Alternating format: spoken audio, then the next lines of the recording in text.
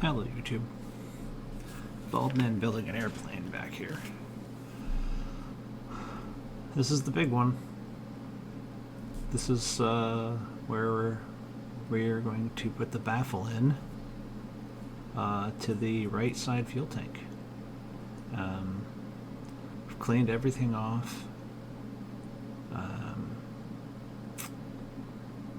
Getting ready to go. And we're going to mix up a ton of sealant here. And in fact, I have to go back and mix up a second batch because I didn't mix up enough. I think I mixed up something like 80 or 90 grams here, thinking it was going to be enough. It's not. I mixed up 200 grams on the left tank, which I went after a little bit later. We'll get to that in a few weeks, I think, here.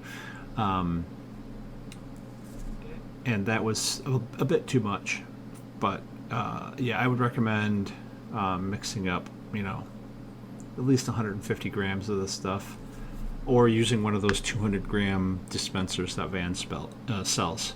I'm just using a plastic quart bag with the end cut off and using it as a like a frosting piping bag. So we're doing forbidden frosting today. So yeah, I'm just going down each side. This is like straight off the Scott McDaniels video. Go off each side, just go down each side, bring some up to the edges there, put some big blobs on, and then pop that baffle in.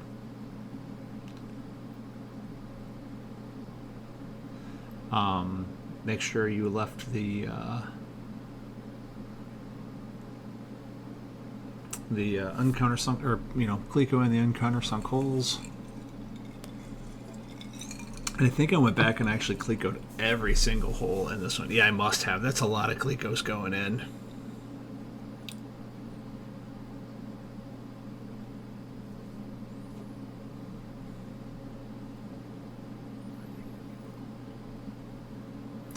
So this is, I think I'm doing some alignment here. Oh yeah, I'm doing some alignment, making sure it's lined up, because this one, it fit a little weird at first.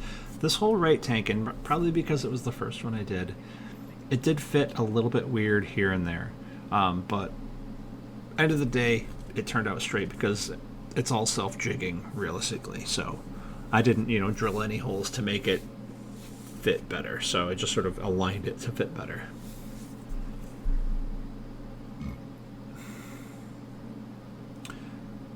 Looking at what I did here, I should have probably rewatched some of this before I did the left one, but I mean, whatever.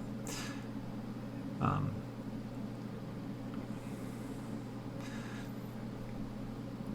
also used the pneumatic rivet gun for just a second there. Did not like how it treated these special closed-end rivets, so it like beat the hell out of them, even with the pressure lower. So I was just like, nope, we're going back to the hand-squeezed rivets.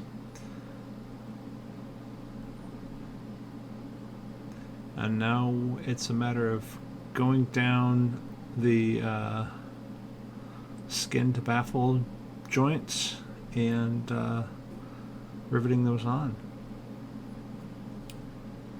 So this whole process took about, I don't know, what's this video, 5.5 minutes, so a little over 2 hours. A little over 2.5 hours, I guess.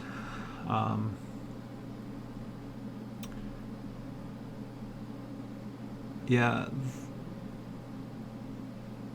and throughout the process I'm flipping it over, so I don't want to have it in the cradles, because when it's in the cradles the sealant is able to sort of move down the skin. I'd rather have it moving down the baffle, which it hasn't touched yet, right? Until it gets a good seal. Finally here, I have put it back in the thing, in the cradle, because we're going to go back and countersink any of the spots that weren't countersunk, and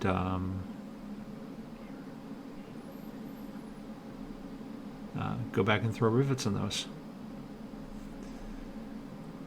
And then we rivet the four corners on where the flange meets the outboard ribs, and the skin. And that's pretty much it for this one, I think. We're going to come back for the next one and do the Z brackets that attach to the top. And then we'll set, and I think even between now and then, I even set the tank on opposite, or yeah, I see it set right there. So that way the stuff sort of slides downward. So we'll see you next time. Thanks for coming by.